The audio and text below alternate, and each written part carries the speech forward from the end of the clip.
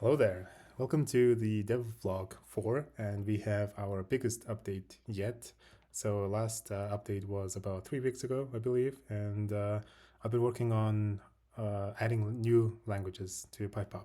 So let's get started with like minor updates, I guess. So we now have 450 almost problems, and sorry, 250 problems almost, and it has been growing. But for the last maybe 2 weeks or so, I think I haven't added any problems because I was working on adding JavaScript, as well as C++, which if we have all those four languages, yeah, right? So we have Python, Java, JavaScript, and C++. So those four should cover everything that we need, at least in the in the future. So that's about it. And so let's go to the roadmap first. So I talked about roadmap in the last video, but we have um, not added the buttons yet. So now you can just click on the buttons and go to the road. I mean, not in the road, the path instantly. So that's that.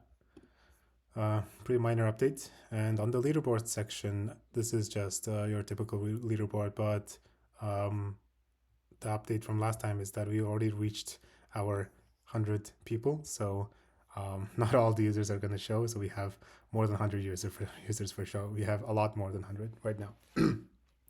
So that's good. So the platform is growing really fast. On the problems page, I don't think I've added anything new on the problems page. Okay, so let's just go to here. And yeah, so I think on the problem page itself, I've added like solution here. I don't think I've covered this in the last video, but this is like also a really huge update. So we can now click on either of the solutions. So the ChatGPT will explain the solutions for us. So let's just try. So solution one, okay, this is a simple function called add numbers that takes in two arguments a and b. The function then adds the two arguments together and stores the result value in the called sum. Finally, this function returns the sum value after the output as at the output. So essentially, if you call the function with two numbers, arguments like 3 and 5, the function will add those numbers 3 and 5 together and return the result, which is in this case would be 8. So pretty cool, I would say. I wasn't I wasn't expecting this to be this good, but definitely helps, I think. In the future, I might add like, okay, so this is just default English, right? Maybe I'll add some other language support or something like that, but we'll see what happens.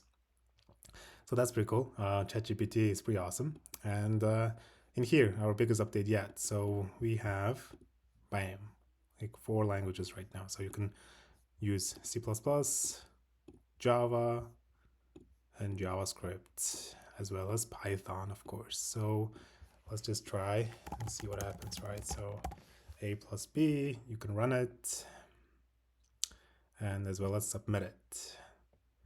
Now you would notice that C++ or Java is slightly slower than Python or JavaScript. That's because it's a compiled language, right? It is compiling and running the code, so that's why it's a little bit slower, but not that much. So just be patient. But definitely JavaScript and Python are much faster to get the results back. But in terms of execution time in the backend, of course, C++ and Java would be faster than Python and JavaScript, I would assume. So in most cases, it's going to be the same. But if it's compute heavy, then execution time of Java and C++ should be much faster than Python. But overall, your PyPop experience, Python and Node.js, like JavaScript, those are better, it feels like.